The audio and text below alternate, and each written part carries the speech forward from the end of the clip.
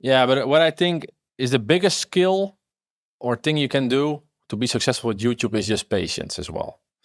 You know, things take time to rank, like videos take Yeah. time to rank. It takes time to understand what a good video is. It takes time to mold your team. It takes time to find those keywords. It takes time for your channel to get the authority to rank. And that's also like I had it with a coaching call like last Wednesday. I was talking to Lucas, and he's doing pretty much everything right. So the keywords, he's now updating all his thumbnails, which will look much, much better. And he's already seeing improvements in terms of CTR and getting more views. But he also expected already to earn way more money. Yeah. But that's just also not how it works. So I revealed like my main channel as well, like the whole analytics.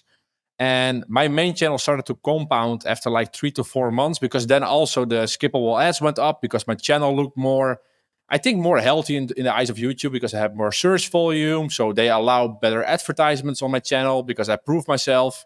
Like all those things people maybe don't take into account. Like when you start a YouTube channel from scratch, it's not like you upload 3 videos and YouTube is like, whoa, this is the best videos out there. We're going to put you in all the search results and push your video. That's not how it works. You maybe need to make 100 good videos or 1,000, and then YouTube is like, okay, he's getting some good engagement. Let's push him more. You know, there's so much competition. Like YouTube doesn't really care if you make a couple videos, basically. Yeah, Eric asked me, so how many videos did you publish? And then I checked, and I had like 1.4 thousand videos on my main.